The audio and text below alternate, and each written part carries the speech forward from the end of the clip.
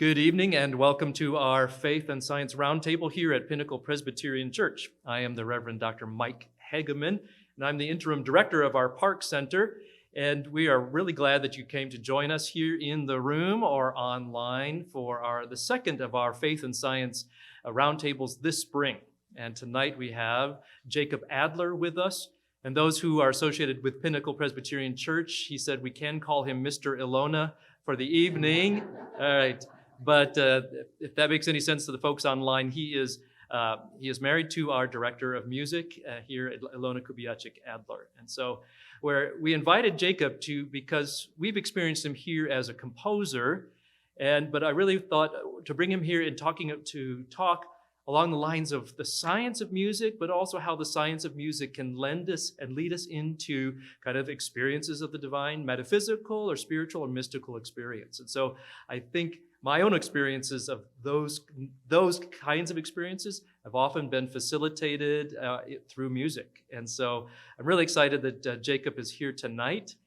I want to tell you about a couple of things that are coming up. One of them is in at least maybe 3 or 4 weeks, we have another Faith and Science Roundtable where we're going to be talking about Isaac Newton.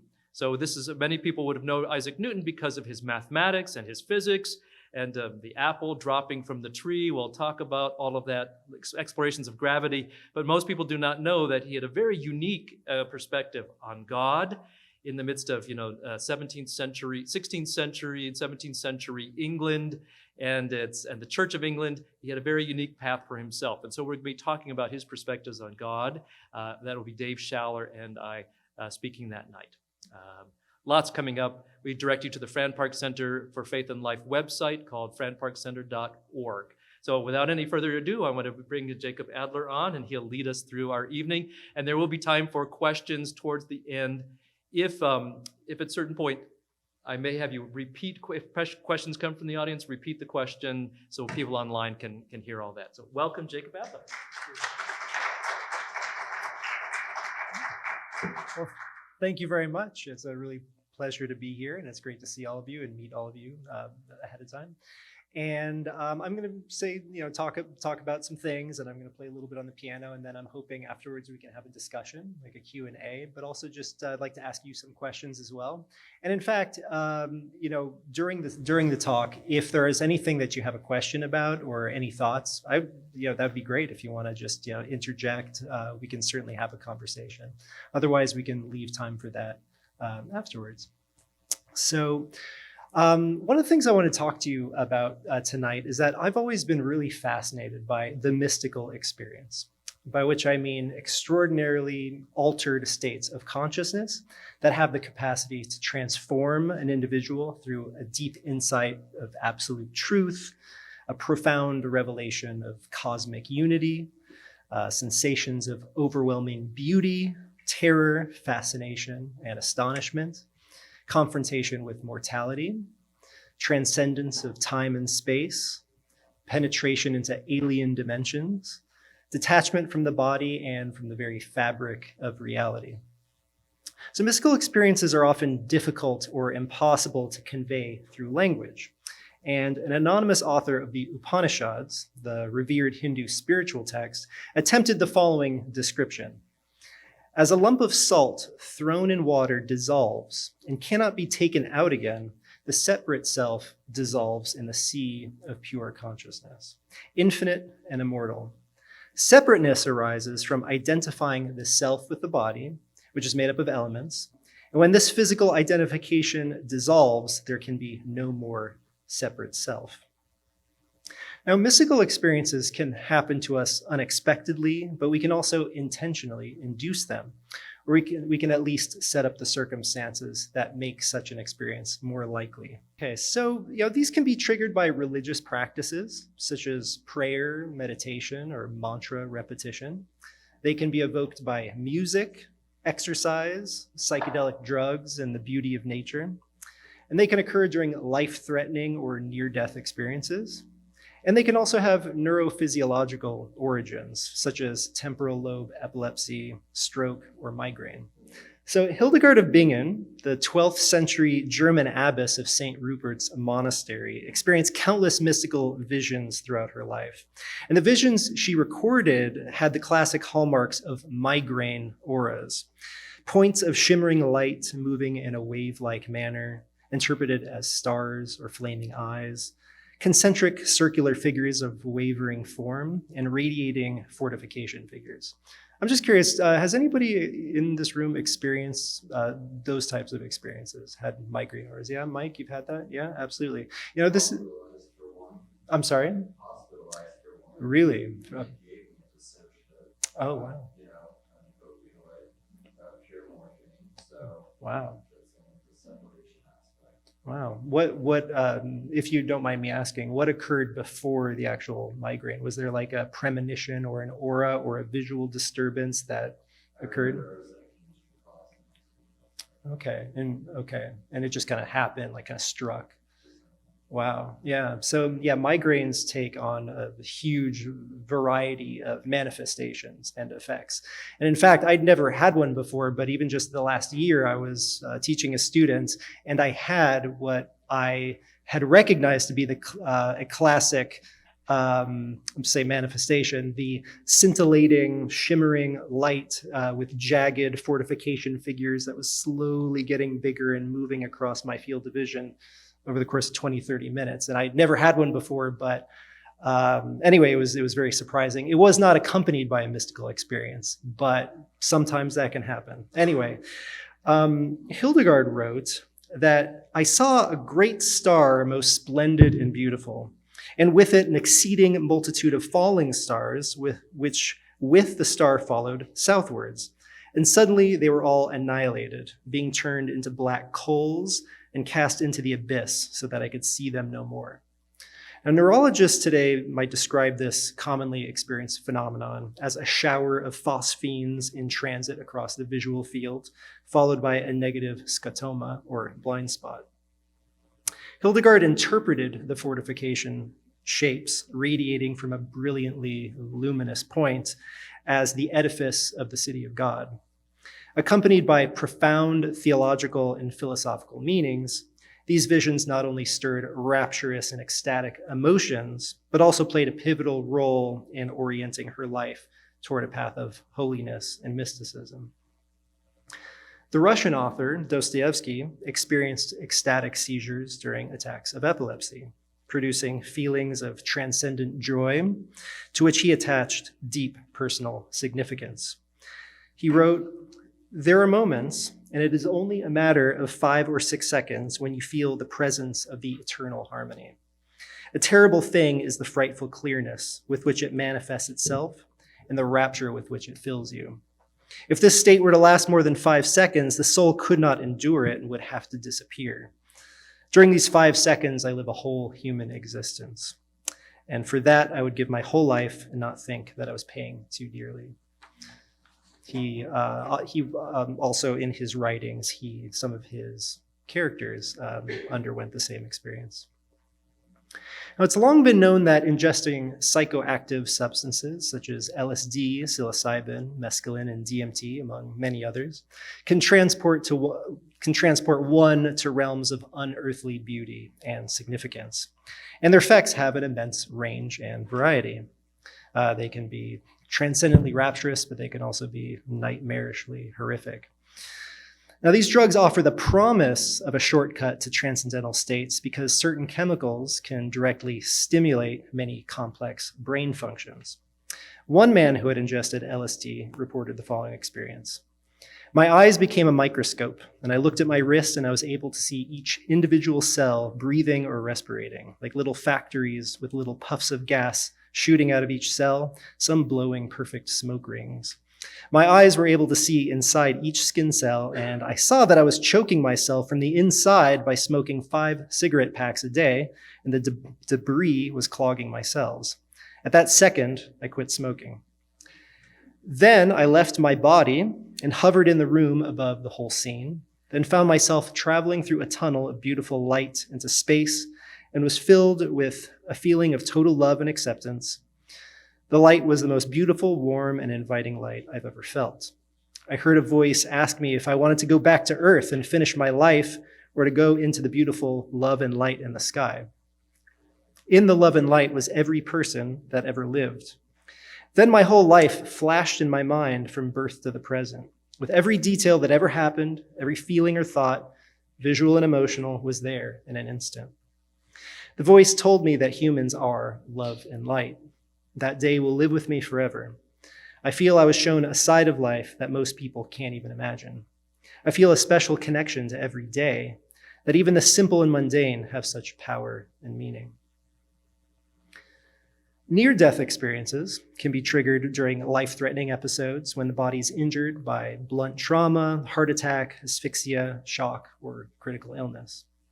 And these profound personal encounters vary greatly, just like psychedelic drugs, but can involve an out-of-body experience, traveling through a tunnel, being enveloped by a warm, glowing light, and sometimes meeting deceased loved ones or spiritual beings. Juliana of Norwich was a 14th century Christian mystic who experienced powerful visions during a near-death experience. When she was 31 years old, Juliana lay in bed severely ill. She received the last rites of the church because it was not thought that she would survive another day. A priest came and asked her to look at the cross. She wrote, "My sight began to fail, and the room became dark about me as if it were night, except for the image of the cross, which somehow was lighted up, but how was beyond my comprehension. Apart from the cross, everything else seemed horrible, as if it were occupied by fiends. Suddenly, all my pain was taken away, and I was as fit and well as I had ever been. And at once I saw the red blood trickling down from under the crown of thorns.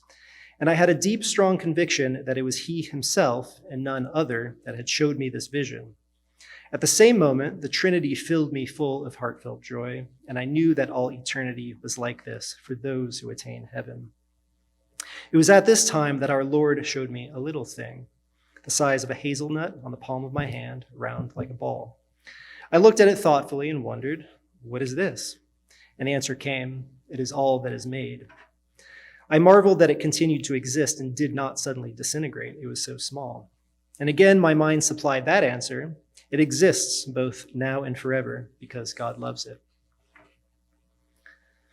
The varieties and causes of mystical experiences are vast.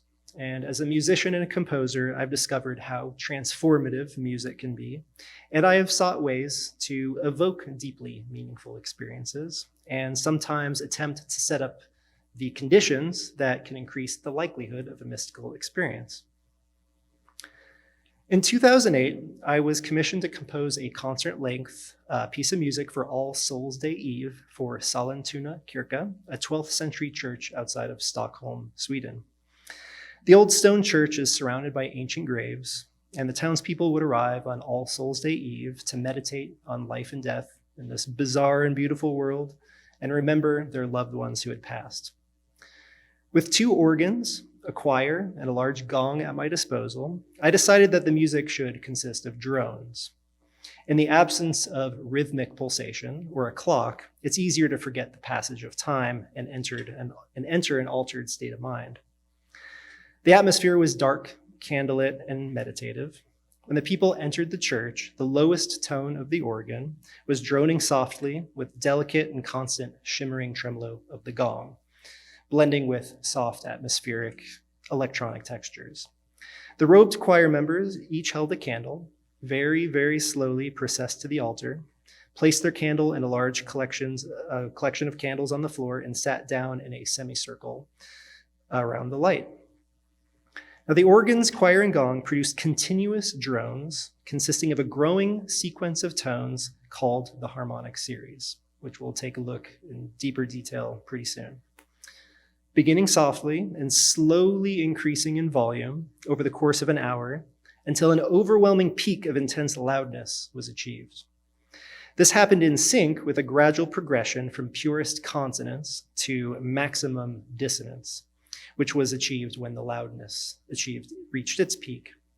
And the musical fabric then gradually died down over the course of 10 minutes, dissonance fading into consonance, loudness diminishing to a soft whisper. Each choir member then picked up a candle blew it out, and slowly processed out of the sanctuary. The drone continued until the audience decided to get up and leave the space. Now, this ritualistic choreography created a metaphor. The drone, which is heard the moment one enters the space and continues after one leaves the space, represents the mystery of eternity or the fabric of the cosmos. And the robed singers and candles represent the temporary and short-lived lights of human consciousness, who sing their hearts out during their time here on earth. For the next 11 years, I organized the same event each Halloween night, which I called Otoacoustic Emissions, at St. Augustine's Episcopal Church in Tempe, with a large community orchestra, ever evolving each year, consisting of organs, percussion, singers, strings, winds, and electronic instruments. And words really can't convey the intensity of the peak. People could and did scream at the top of their lungs and still be covered by the wall of sound. Now, I just want to play you a 20-second excerpt of that peak. And remember, it takes an hour to get there. If you were to hear it all at once, it would be a shock. But here's just to give you an idea.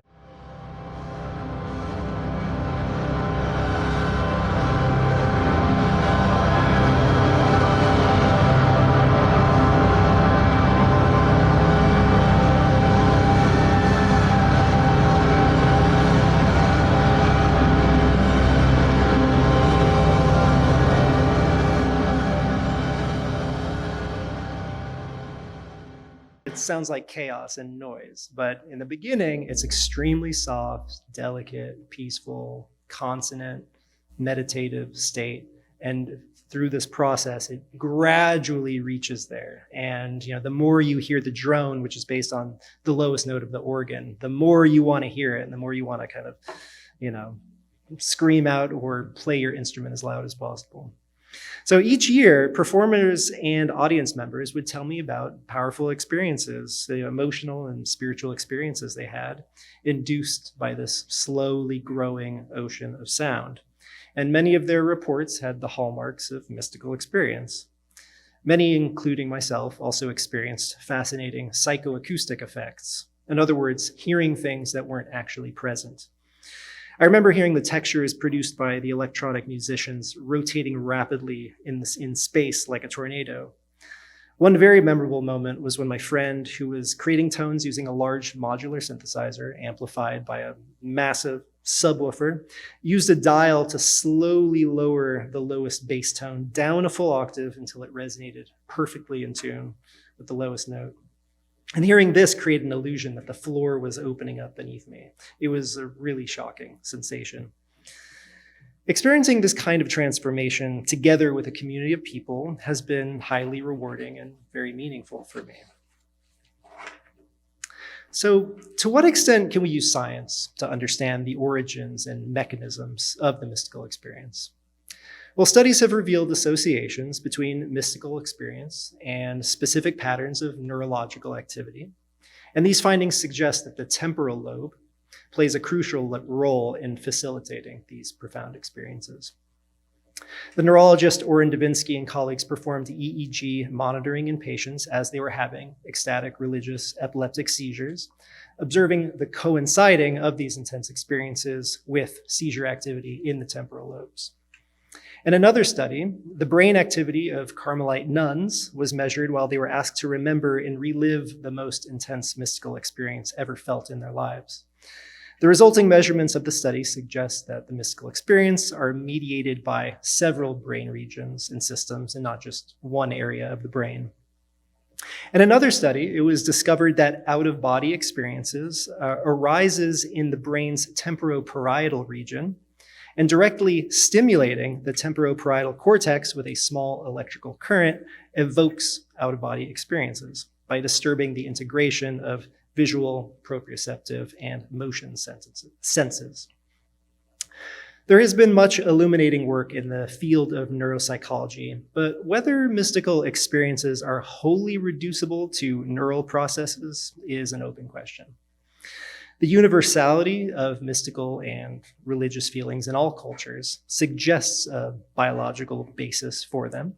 However, this only points to natural causes, not the value, meaning, or function of such emotions, or the beliefs we may construct on their basis. Now, I've observed that certain musical techniques, such as drone, long duration, alternative tunings, levels of extreme loudness, and repetition can induce meditative trance states and increase the likelihood, but not necessarily guarantee, of mystical experience. And some examples of music, out of millions of examples, include Qawwali, which is a form of Sufi devotional singing famous throughout Pakistan and India.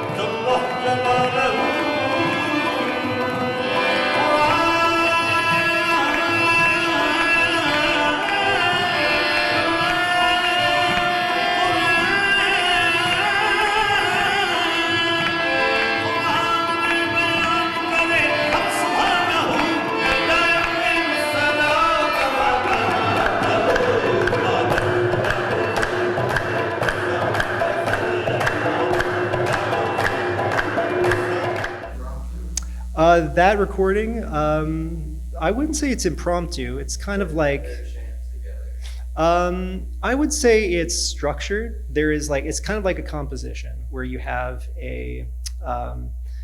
one or two central singers who are the leaders of the ensemble, and you have background singers who often echo what is sung by the performers.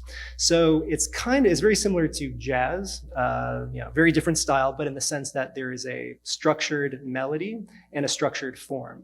But then within that form, there's improvisation. So the lead singer might sing a melody that has already been pre-planned, and there are lots of refrains, lots of repetitions, but then there will be interludes of completely improvised singing on syllables, and those would be improvised. Let's say reaction to the melody would be improvised on the harmoniums and in the drums, and to a lesser extent with the background singers, but it's a little bit of both. It's kind of like structured improvisation with a little more structure. Building, showing chaos there in that piece, and then they'll grow into something coherent at the same time. Yes. And this is just the last 30 seconds of like a 20-minute performance. And so that was the Sabri brothers. They're a very well-known Qawwali group. And this particular YouTube recording, it's very pixelated. It's not the highest quality. But if you listen to the whole thing from start to finish, it's really powerful. And it's a shame I'm only playing just like the last 30 seconds because it's so out of context. It's like, just here's a little spoonful of this music, but if you listen to the whole thing, it builds, your, kind of mood, and it elevates you throughout that whole process because it's very repetitive, it's very rhythmic, and it has this kind of the structure that repeats, but always builds in energy. So it's very powerful music. And that was the climax, literally, when he reaches that highest note. That's like the peak there. But I know it's one can't really get the full experience without hearing it. But yeah, I appreciate the question. So Hindustani music, or the classical music from North India, is also a ocean of beautiful music that can also put one into a trance. I'm going to play just an example of the Rudravina played by Bahauddin Dagar.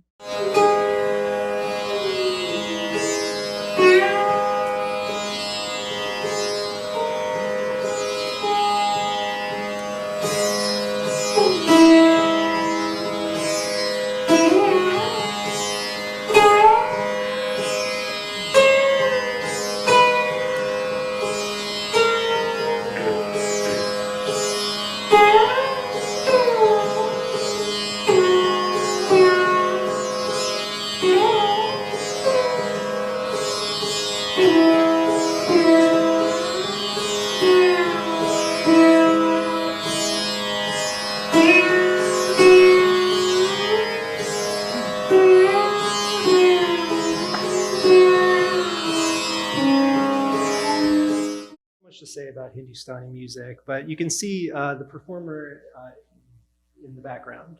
He's playing the tanpura, which is a drone instrument. And there are 4 strings that are unchanging. They're usually tuned to the root note of the scale that is being performed in octaves and in fifths. And you hear that the entire time. So there's no chord progressions or changing bass. You just hear that's the kind of the harmonic accompaniment that never changes. And in a way, just that instrument in itself just kind of puts you into that zone. And then the lead performer, who could be a singer or an instrumentalist, like the Rudra player, plays a specific structure in the Hindustani tradition where it starts off without a rhythmic pulse. It's called the alap, and it's a moment where the rag, or the scale that is being performed, unfolds, very organically, and is introduced to the character of this scale. But it's a little more complex than a scale because it has structure to it, not just a, ascending list of tones. And then it very gradually, a rhythmic pulse is introduced. And it was like right around this time when I, played that excerpt. There's a bum, bum, bum, bum, bum, it starts slow, and then it gradually speeds up into this extremely fast virtuosic climax. And that whole process can take anywhere from 20 minutes to an hour.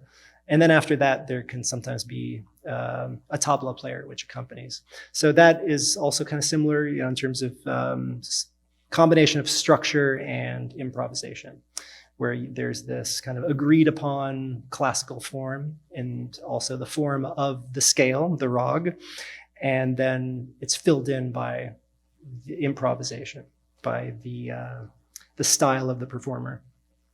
Another style includes free jazz. Here's an example from a Sun Ra.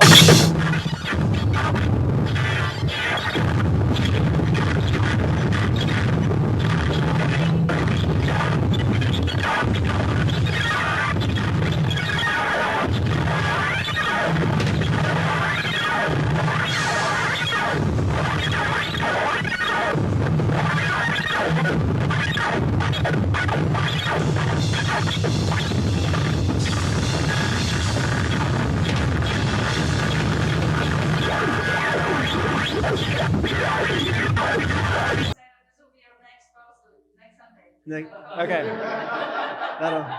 that'll be perfect. It'll be spinning at the organ. And electronic dance music clubs. Here comes. You've got mail.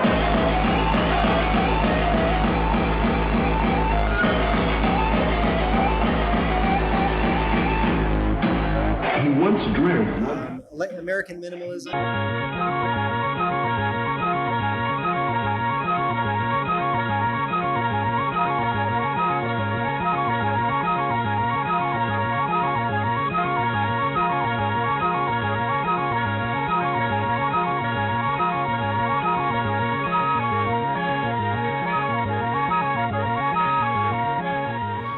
So by the way, Philip Glass's Einstein on the Beach, Alona and I played the 4-hour version of that at the Phoenix Art Museum. It's actually 6 hours long, but we were limited in terms of time.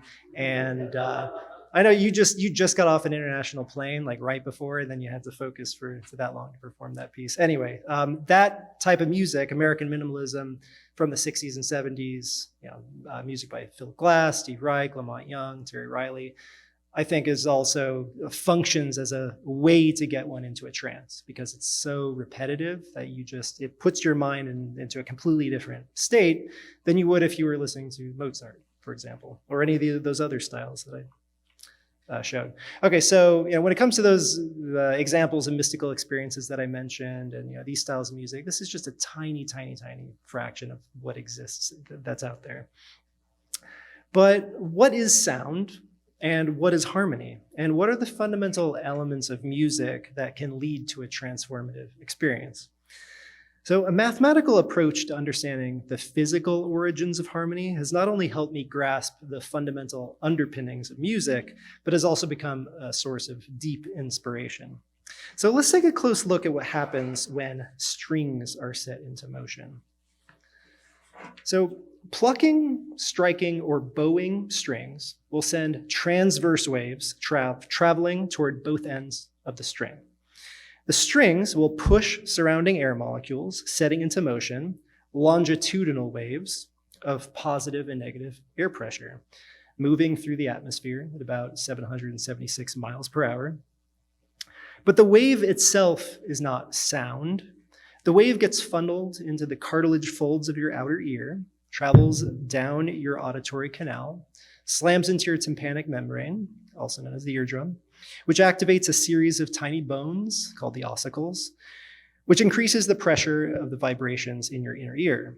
And these vibrations stimulate the fluid in thousands of hair cells in the spiral-shaped cochlea. And it is here in the inner ear where the vibrations are converted into electrochemical signals. And these signals speed down the auditory nerve to the brain, where they explode into a complex dance of processing. And only at this point does the wave become sound. Now, this reminds me of the question, if a tree falls in the forest, does it make a sound? Well, according to this way of thinking, I say it doesn't make a sound if no one's there to hear it. It will happen, and it will transmit energy, and it will be turned into pressure waves through the atmosphere. But without the presence of an auditory system to perceive it, it's not quite sound. But it's a philosophical question. Absolutely. So transverse waves, let's say you have a piano string, you hammer it, it's going to send, transverse waves move perpendicularly to the wave. So it's like going like this, okay? And longitudinal moves parallel. So it's like this. Does that make sense? So I'm speaking to you, and the sound is getting pushed like this, back and forth, parallel to the direction of the wave. But on the string itself, it's moving up and down and across. So that's how we, distinguish those. Yeah. So when two transverse waves on a string moving in opposite directions collide, they move through each other and emerge without changing their original shapes. This is a phenomenon known as superposition. The string's displacement at any time equals the sum of the displacements of both waves. So in other words, waves can combine to create larger waves, or greater amplitudes or volumes, or they can cancel each other out, just as waves do on the surface of a lake. Constructive interference on the left, it just shows kind of a series of time slices of two waves joining and creating a larger wave. The example of destructive interference on the right side, shows one of positive displacement, one of negative displacement. They crash into each other, and then they cancel each other out. This is the kind of premise of noise canceling headphones. So this rapid interaction of transverse waves gives rise to standing waves, which are stationary. They're not moving across the string, but they're actually just moving up and down in place. And particular points remain fixed. Those are called nodes, while others between them vibrate with maximum amplitude. Those are called antinodes. And what's important about standing waves is that they produce tones, which are regularly repeating vibrating patterns, as opposed to the aperiodic frequencies of noise, like psh versus whoo. So we can measure the rate of vibration in cycles per second, how many times it goes up and down per second, and we call that the frequency, which determines our perception of pitch. So low frequencies we perceive as low pitches, and higher or faster frequencies we perceive as higher pitches. So these standing waves can be dissected into their component modes. So two fixed nodes at both ends of a musical string cause the vibrating string to bend into a number of equidistant loops. In the first mode, at the top, the entire length of the string vibrates in the shape of one loop, which is called the fundamental frequency. Where does a node become anti-nodal? Yeah, so the red dots are the nodes. Those are the ones that are kind of fixed, and then the space in between of maximum amplitude moving up and down are the Yes. So if you imagine like a guitar string or piano, you have two bridges at either end, and so those are nodes. For example, you've got it's kind of fixed here and it's fixed here, and the first mode, if you have the entire length of the string, the entire like the center of the string would be the antinode, the area of maximum displacement or amplitude. So again, the first mode, we call that the fundamental frequency. That would be the entire length of the string vibrating. But at the same time, in the second mode, the string divides into two loops, which vibrate 2 times faster than the fundamental frequency. And in the third mode, simultaneously, the string divides into 3 loops, which vibrate 3 times faster than the fundamental. And the fourth mode, 4 times faster, and fifth mode, 6th mode, and so on. And all of these things are actually happening simultaneously. And each of these modes creates a unique tone relative to the fundamental frequency. And this sequence of tones is called the harmonic series. This was the kind of the harmonic structure of that piece that I described earlier that happened in the 12th century church. And for me, this is one of the most beautiful mathematical and musical structures that's ever been discovered. And this is not an invention, it's a discovery. So you take any pitch, we'll call that the fundamental frequency. A harmonic is a higher pitch that vibrates at some whole number multiple of that frequency.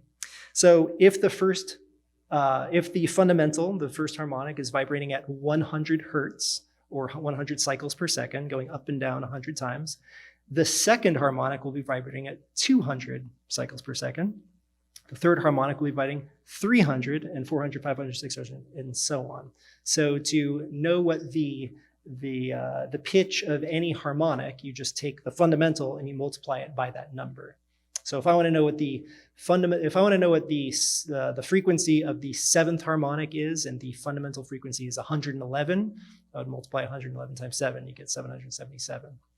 So I'm not sure to what extent you read treble clef and bass clef, but this is a notational representation of that giant chord that you hear when you have the harmonic series.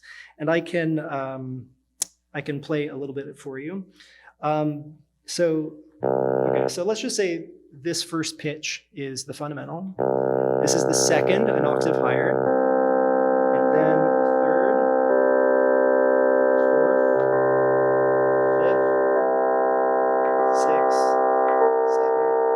8, 9, 10, 11, 12, 13, and so on. So it creates this, this very particular chord. It kind of corresponds to chords we might be familiar with on the piano, but some of them are out of tune. But what we want to take out of this is that each harmonic produces a specific musical interval in relation to the fundamental. So an interval is just the distance between 2 notes. So you can see the number 1, that's a low C. And number 2 is the C above that. So if you take those 2 notes, and you create a ratio, 2 to 1. You take the second harmonic, the first harmonic, put them together, play them at the same time. It's 2 to 1 ratio. And you get an octave. So every time you multiply a frequency times 2, and you double it, you're going to produce a tone that we call an octave higher. And if you multiply it times, you can see that if you read notation, you can see that the first is C, the second is the C above that. 2 times 2 is 4, so the next C is the 4th harmonic. 4 times 2 is 8, so the next harmonic is, the 8th harmonic is the C above that. 16, 32, 64, 128, and so on. Those are all going to be octaves. And you can see that they double in an exponential sequence. But no worries. But what's interesting is that we perceive octaves as equally spaced. When I play,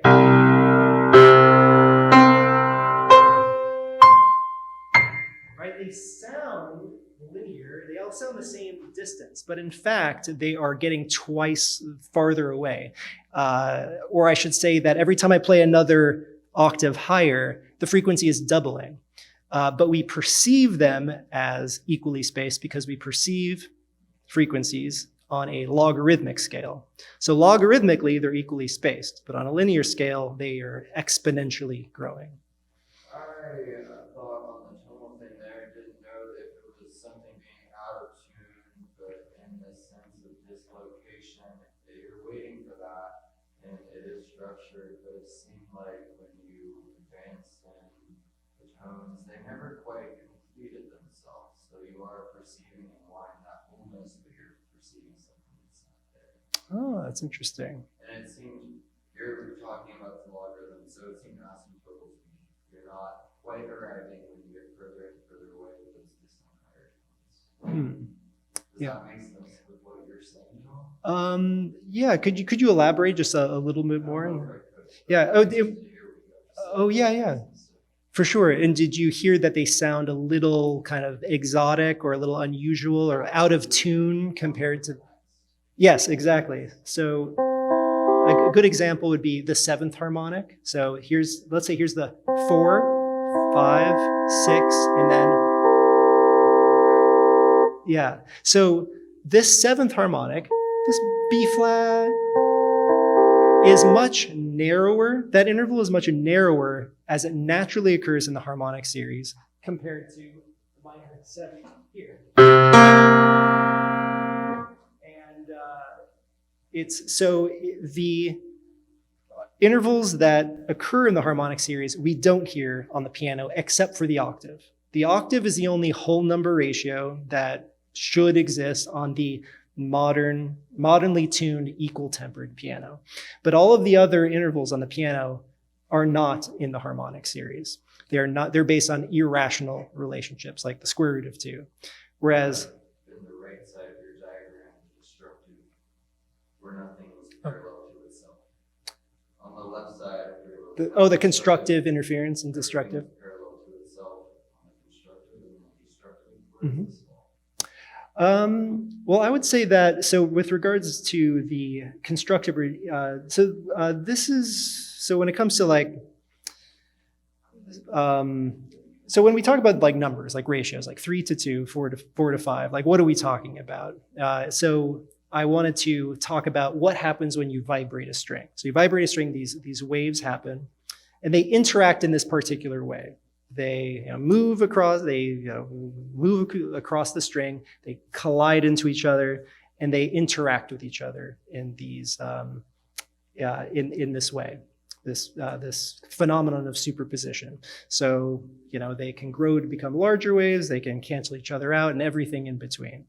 But during that process, standing waves can occur.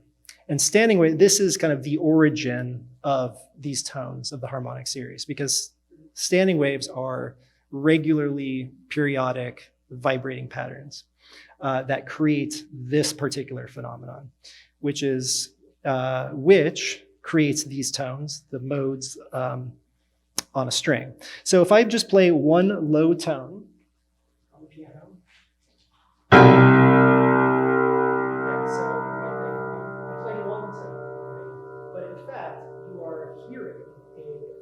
massive chord, which consists of the harmonics that are naturally resonating on these strings. If you spend a long time listening to it, you will be able to hear them individually. And piano tuners and musicians, they train themselves to hear these intervals. And you can also, remember when I said that some of these intervals are out of tune with the equal tempered tuning of the piano. And so you can hear the clashing, of these naturally resonant tones and the ones that are tuned on the piano, for example. But the idea is that the harmonic series is this natural phenomenon that occurs in nature, and you can hear it in the human voice, you can hear it in piano strings, organ pipes, coffee makers, leaf blower, or air conditioner. I have an espresso machine at home. It makes a tone, but I can also hear the 7th harmonic, the 5th harmonic, the 9th harmonic really loudly in it. And if you just listen carefully to any kind of machine, or even just like the sound of one person, singing one tone, you'll be able to, hear these different intervals in the harmonic series. Yes. That everybody's voice has a particular sequence of harmonics, even, and that's what makes a difference between one voice and another. Well, So, and you can also say the same thing about different instruments. So, the reason why you can tell the difference between different humans, different people's voices, flute, guitar, piano, saxophone, vibraphone. If all those instruments are playing middle C, they're all playing the same frequency, but you can hear the difference because they all have different harmonic, let's say, structure or signature. That's what contributes to the timbre of the sound, the quality of the sound. For example, a flute has pronounced even number harmonics, 2, 4, 6, 8, and so on. And a clarinet, in contrast, has accentuated odd number harmonics, 3, 5, 7, 9, and so forth. So they sound different. In fact, when I'm moving my mouth as I'm speaking, if I don't move my mouth, it's one sound, but I am manipulating the harmonics as I'm moving my mouth. I'm changing the harmonic shape of it. And it's used in an artful way called harmonic singing or throat singing, where you can accentuate very specific harmonics on one droning vocal tone and create melodies using the natural harmonic series. So, yes, Mike. Sorry, but on my flute, and I didn't learn this as a kid, but I learned it much later. But if I could just hold my finger position on a very low note, like low C, Mm-hmm. and then I can, just by manipulating the air, I can play the harmonic sequence above that note without ever changing my fingers. I can just, by changing the air pressure, I work my way. I can't get all the way through all of those, but I can work my way up through the harmonic sequence. Yeah. And I learned that later, not as a kid, but I'm fascinated by that very fact. Then train myself to hear, when I'm playing that one note, all of those notes that are occurring above it at the same time. Yes, absolutely. And I've heard that on a flute. You could also do that on a guitar or a piano string, where you lightly touch the nodes of the string. So if you touch the node that occurs exactly at the halfway point and you play it, you'll hear an octave higher. If you put your finger at a node that is 1/3 or 2/3 the length of the string, you'll hear the third harmonic, which is an octave and a fifth higher. That G there. And so that you can recreate it on string instruments, wind instruments, and all kinds of instruments, especially the voice as well. And that kind of adds often in choral groups, where you get a choral group singing a chord, maybe that's just a C, a G, an E, and a C in a room. If they're perfectly in tune in just the right way, then you'll hear in the room, you'll hear the harmonics above it. Yes. Yeah. And that could also be an example of the constructive interference, where when you have a group of singers or instruments playing in tune, it sounds even louder because they are kind of in sync with each other and creating a greater amplitude. And it's just it's a different sensation than if people were slightly out of tune. So. That is the difference when you have a group of 8 musicians, 8 singers that sing perfectly tuned, and they can sing louder than a group of 60 choral singers that sing just slightly out of tune with each other. And so a group of 8 can sing way louder than it's just because of the instruments. Yeah, that's really interesting. Yeah, for sure. So this whole topic, we go like super deep, but the harmonic series is also the basis for an infinite potential of alternative tuning systems known as just intonation, which consists of whole number ratios, like 3-2, 4-3, 5-4. And for many years, I've composed and experimented with different tuning systems. And not only because it's fun, but it's just an inspiring way of discovering harmonies and melodies that have never been heard before. And I'd like to play you just one example of that. So Antiphone de Spiritu Sancto is the name of a plain chant composed by Hildegard of Bingen in the 12th century. And I tuned my piano to an experimental tuning system called 11 limit just intonation, which means all of the strings are tuned in whole number ratios, and the number 11 is the highest prime number that I used in that system. But I focused more on the number 7, which has a very particular sound world. Every time you add a new prime number to the harmonics or into a tuning system, or into a collection of tones or a scale, it adds potentially a new infinite set of pitches and harmonic relationships. Anyway, this one is in 11 limit just intonation. And what I did was I harmonized the chant in parallel sixths, which is a medieval style of harmony called organum. So I'm just going to play just a short example.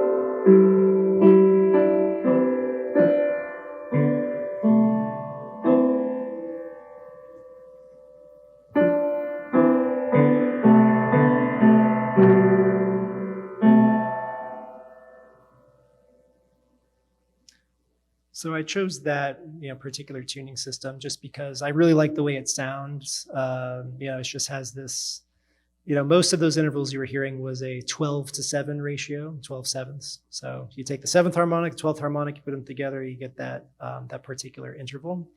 It's a major sixth, and it's much wider than the one that you're normally listening to. And the inversion of that is a minor third, which is extremely flat, and it has this extremely sad quality to it. You name a series of notes, would it be like B and E flat? It would be from the 7 to 11. Is that what you're talking about? Yeah. Oh, you mean 7 to 12? Like for that particular? Okay. So let's say C is the fundamental, and 7 would be B flat. 12 is a compound number that is 3 times 2 times 2.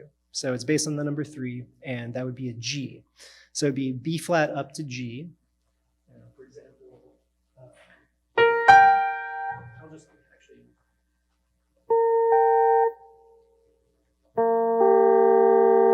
So this one sounds a little bit different than what we're normally used to. If I flip it so the G's on the bottom.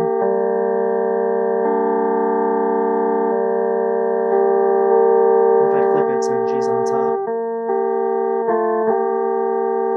So it has a very specific quality that's not possible on a standard tuned piano. So I just liked that, and it just kind of worked, and so that was the outcome of that. But it's the harmonic series is kind of like this map that you can use for tuning any instrument, but also for exploring this potential infinite space of possible tunings, and possibly discovering sounds that haven't been heard before or rarely heard. So that's just it's a lot of fun. There were some other things that I was going to mention, but I also want to leave time for more discussion afterwards. And I want to just conclude like this portion of the talk with a performance on a piano of a piece called "Strumming Music" by the American composer Charlemagne Palestine. He's someone who found his voice during the New York avant-garde minimalist scene in the 1960s and 70s. Now, normally this piece is an hour long, but I'm just going to play like 15 to 20 minutes of it. Now, I want to advise that just approach this music very patiently, as you would a meditation. There are no melodies. The rate of change is very slow, and the music is highly repetitive.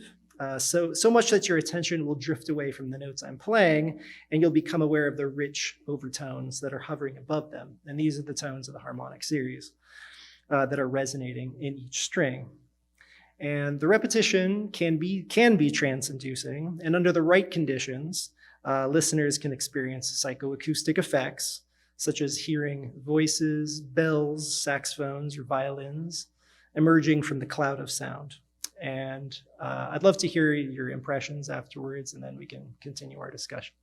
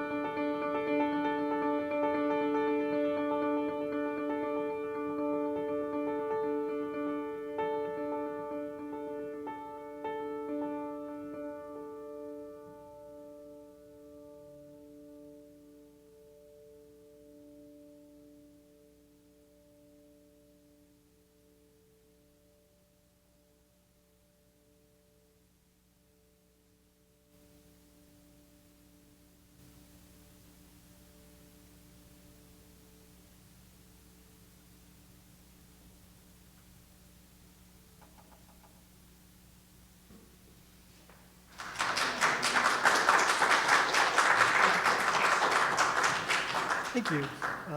I'd like to ask you, what did you hear when you heard that? This is like an excerpt of a much longer piece. But in this space where you're sitting, with this instrument and this moment in time, any impressions? Yes. I need to do this. You can add another dimension to that with hearing aids. I took them out, put them in, and it just added another dimension. Oh, how did it do that?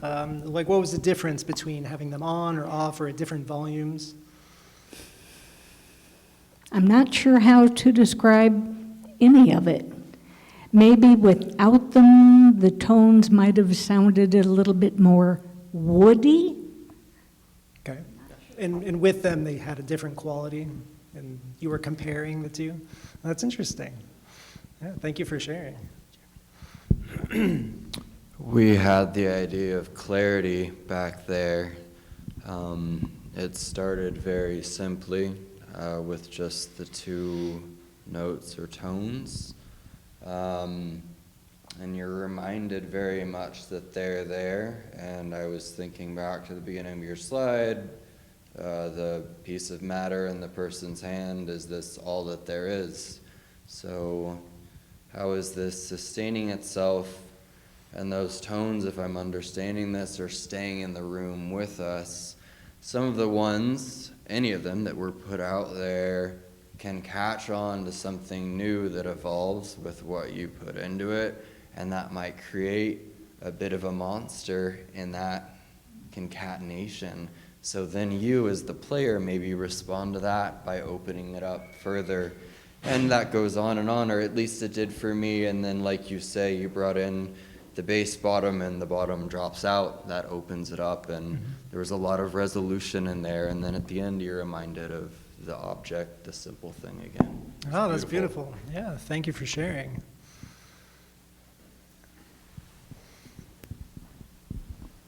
I don't know how to describe it, but it was like pulses. I was hearing pulses. Like almost like not a siren like a fire engine, but more like that kind of, it came in waves. Like a wave. More waving- notes than were coming out of the piano.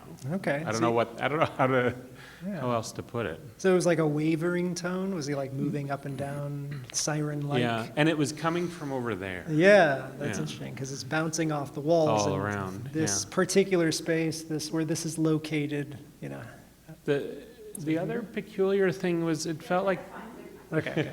it felt like there were high sounds, but you weren't playing as high of I felt like I was hearing, that's what that was, okay. I was Oh. hearing higher notes than I think were coming out of the piano. Yes, and that's that goes right back to the harmonic series. When you play one note, you get this massive structure.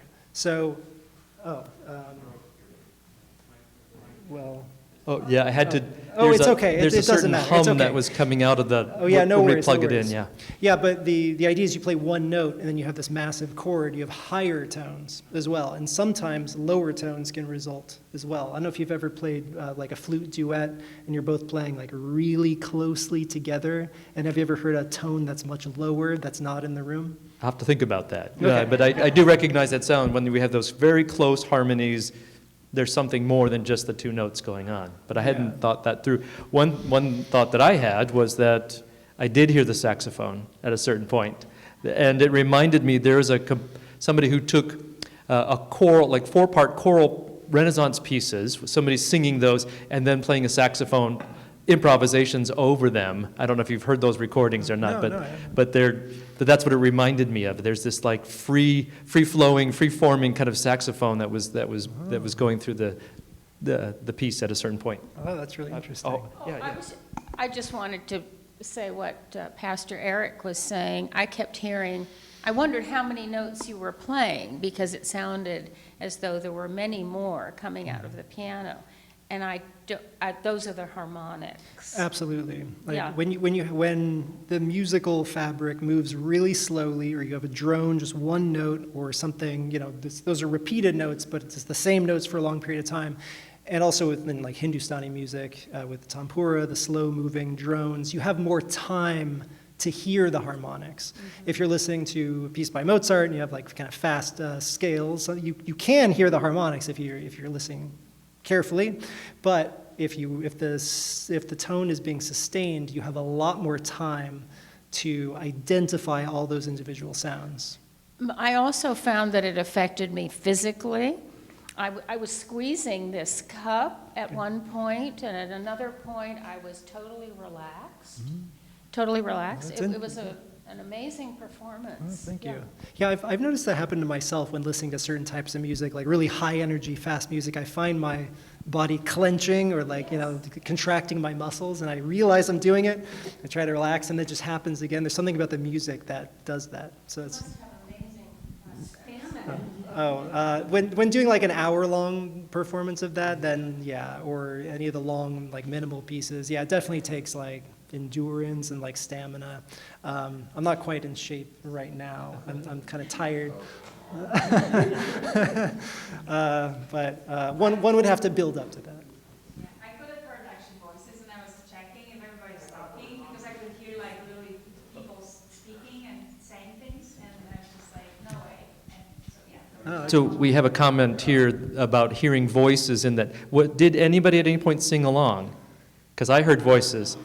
Kim was a little bit of singing in there, a little bit. But comment from Dr. Adler was that hearing voices throughout. But it was more like talking, not singing. Because Oh. when somebody was singing, I could actually hear that, and somebody was singing in the very beginning. But then I just could hear when more harmonies happened, that it was like as if somebody was speaking. For me, the experience puts me into sort of this feeling insulated by all of the sound and the movement that you feel from the sound. And also, it's more physical for me, where you feel like you are basically, floating. And at one point, and it relaxes me completely. At one point, I open my eyes and I'm like, oh yeah, he's still there and he's still playing the piano and we're still in this room. It's that kind of experience. Almost like when you go to yoga and they end in Shavasana with the gong, or you do a sound meditation, it's that same sort of experience.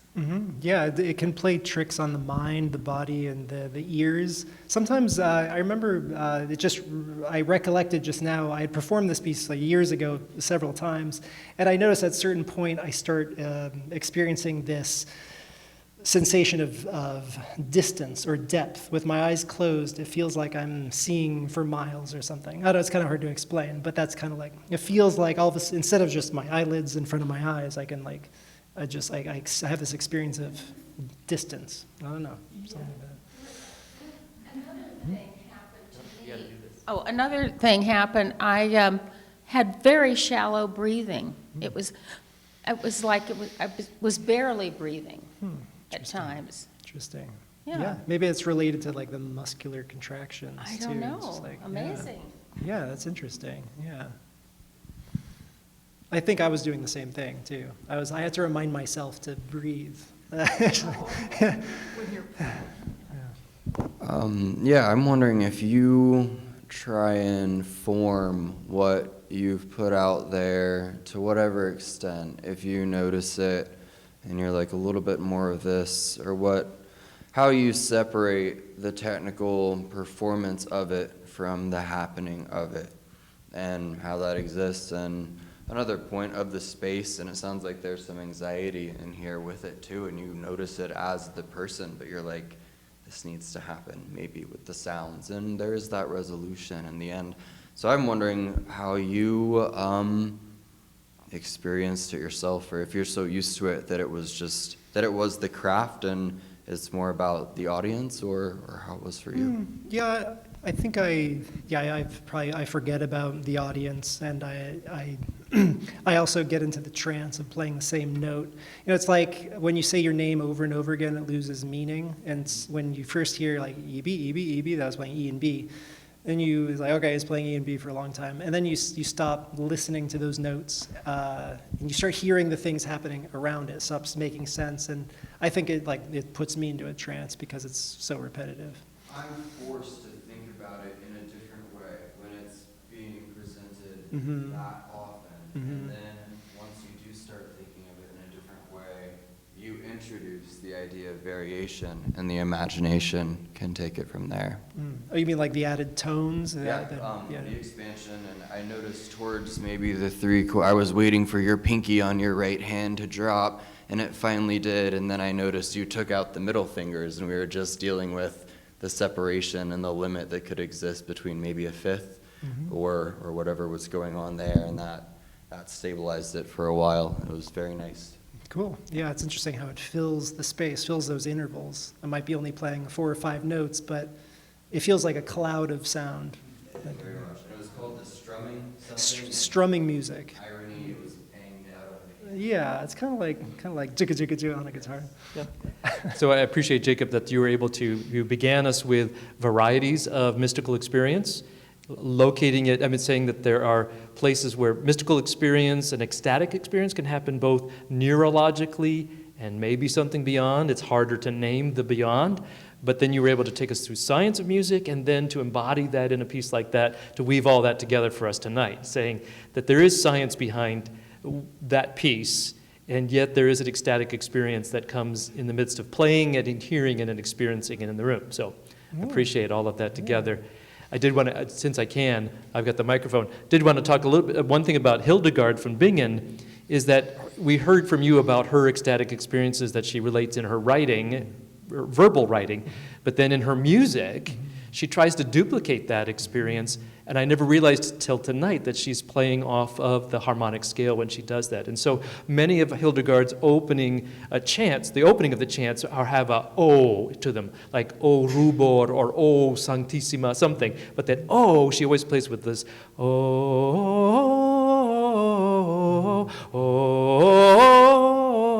and she's this ecstatic leap of the spirit into the, of the body. So I put it together tonight. Oh, she's playing with the kind of the harmonic sequence there when she does that to mimic or mirror her ecstatic experiences that she's had. So anyway, thanks for that. Yeah, that's Oh, you got that microphone. Oh yeah, so. that's a really interesting observation.